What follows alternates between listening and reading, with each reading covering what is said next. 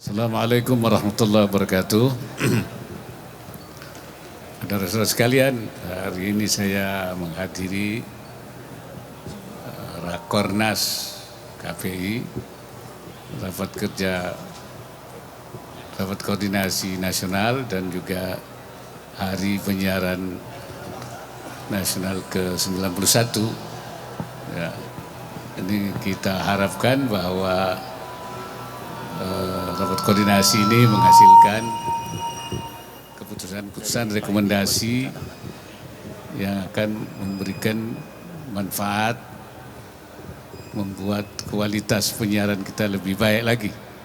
Sebab posisi penyiaran itu sangat strategis dalam rangka membangun masyarakat, menyampaikan informasi yang benar, juga melakukan edukasi terhadap masyarakat. Karena itu posisi penyiaran ini menjadi sangat penting dan itu juga merupakan mitra pemerintah.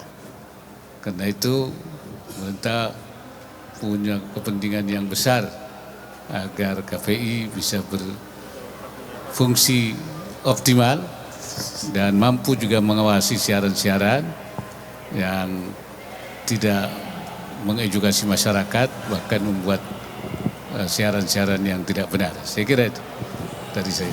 Oke, mungkin ada beberapa pertanyaan dari teman-teman terkait dengan acara ini terlebih dahulu, silakan. Monggo. Terima kasih. Assalamualaikum warahmatullahi wabarakatuh. Saya Hilmi dari Jawa Pos, Pak. Pertanyaan pertama terkait acara ini. Sekarang lembaga penyiaran di Indonesia dihadapkan dengan gempuran media baru, media digital gitu, Pak, seperti streaming. Nah, arahan Pak Wapres kepada KPI sebagai regulator mungkin seperti apa supaya lembaga penyiaran tetap tumbuh? Itu yang pertama, Pak Wapres. Terus nyambung yang kedua, Pak Wapres, isu lain, jamaah haji mulai datang di Indonesia. Kemarin ada keluhan soal kepadatan tenda di Mina. Mungkin dari Pak Wapres untuk tahun berikutnya supaya haji berjalan lebih lancar seperti apa? Terima kasih. Silakan, Mas.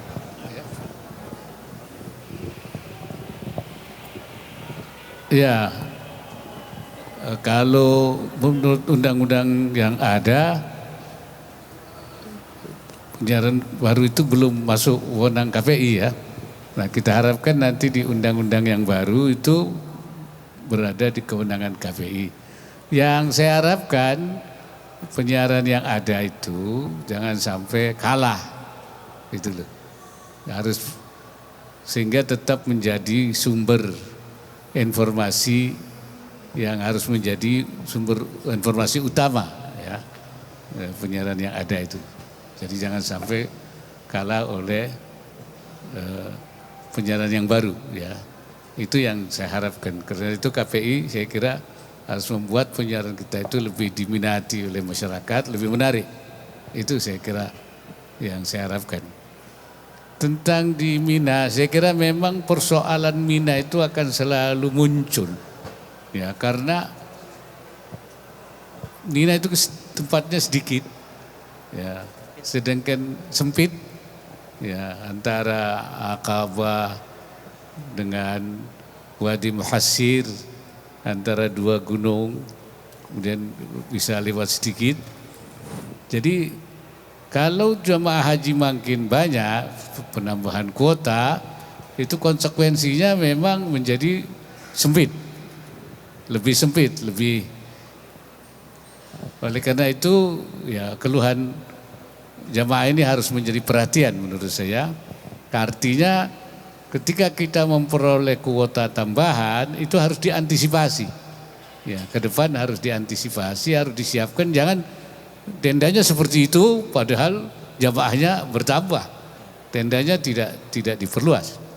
Dan secara keseluruhan karena Mina ini memang tempatnya sempit, memang harus ada upaya-upaya dari pemerintah Saudi sendiri untuk membuat supaya Mina ini bisa menampung jamaah yang banyak itu.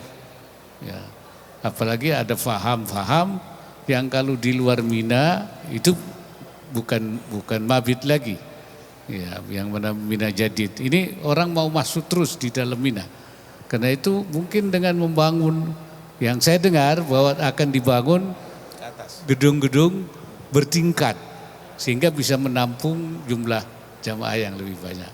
Saya minta pemerintah Saudi sudah memikirkan hal itu, apalagi menurut informasi akan ditambah terus jumlah orang-orang yang berhaji setiap tahun itu akan ditambah kuotanya. Nah ini harus menjadi perhatian pemerintah Saudi, dan kita juga pemerintah kita, penyelenggara haji kita harus juga menyiapkan ya jumlah penambahan sehingga tidak terjadi apa yang terjadi kemarin di Mina yang dikeluhkan para jamaah haji itu. Saya kira itu.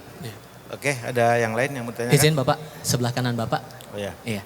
Dengan Tifal Kompas TV Pak, Iya. terkait dengan program-program kerja dari pemerintah, tentu penyiaran punya peran serta untuk menunjukkan hal-hal apa saja sudah ditunjukkan atau dilakukan oleh pemerintah. Baru-baru ini kan dari survei Litbang Kompas juga menunjukkan 75% lebih ini responden mengaku puas dengan pemerintahan saat ini, terlebih juga karena intensitas bantuan sosial yang lebih ditingkatkan untuk di beberapa periode terakhir ini. Apa tanggapan Bapak selaku Wakil Presiden agar nanti sampai ke akhir masa jabatan Bapak bersama dengan Pak Jokowi, tren citra positif ini tetap terus terjaga begitu? Itu satu Pak. Lalu isu lain terkait dengan nilai tukar rupiah Pak, ini makin lemah, levelnya udah lebih dari 16.400. Ada kekhawatiran ini dampaknya bakal ngaruh ke bahan-bahan pokok, ke BBM dan kebutuhan dasar masyarakat lainnya. Kira-kira langkah antisipatif apa yang sudah dilakukan pemerintah saat ini dan ke depannya Pak untuk memastikan hal itu jangan sampai terjadi? Terima kasih Pak. Ya, adanya kepuasan publik yang besar tentu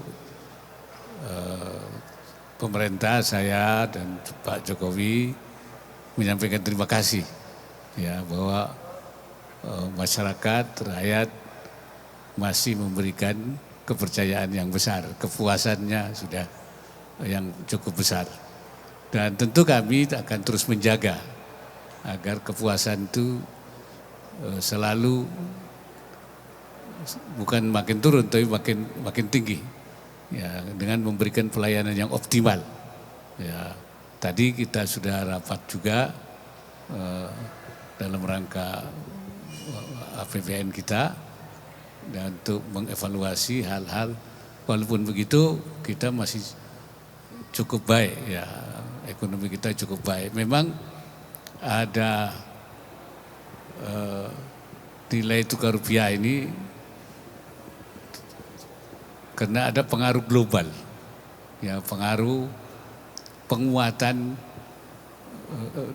dolar, karena ada kebijakan-kebijakan yang diambil oleh Amerika Serikat sehingga dolar itu nilainya agak tinggi. Tapi kita juga terus berusaha untuk menekan. Kalau kemarin tuh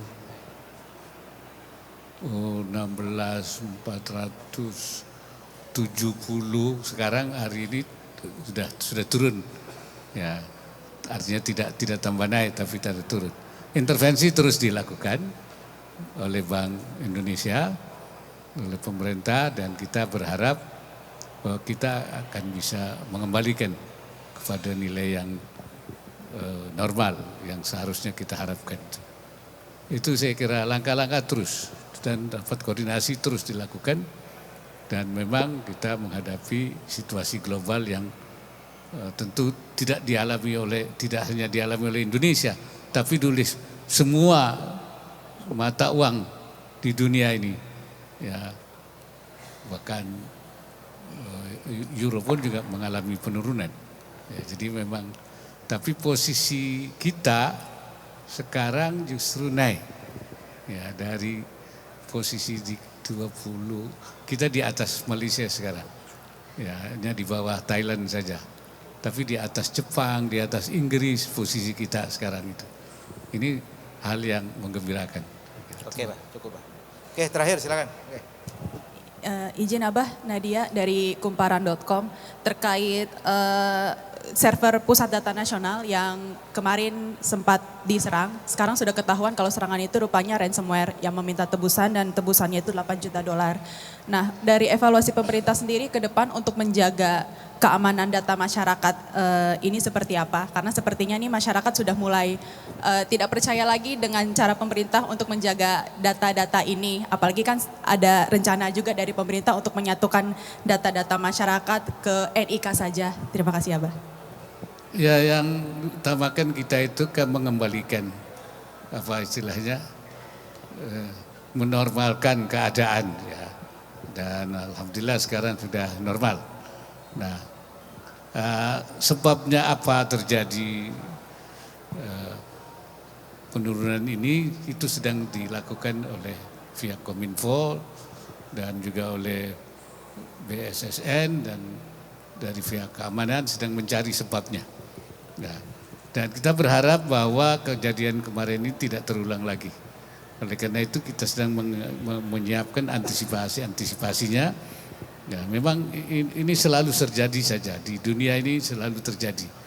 Oleh karena itu kita akan memperkuat ya untuk melindungi juga kerahasiaan negara, kerahasiaan masyarakat dan juga pelayanan publik jangan sampai terganggu.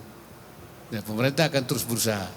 Karena itu memang pemerintah untuk selalu membuat satu data nasional ini ya, supaya tidak tercecer kemana-mana. Karena itu gangguan ini menjadi satu pelajaran yang berharga buat kita untuk mengantisipasi dan tidak boleh lagi terjadi pada masa yang akan datang. Saya kira. Oke, terima kasih teman-teman. Assalamualaikum warahmatullahi wabarakatuh.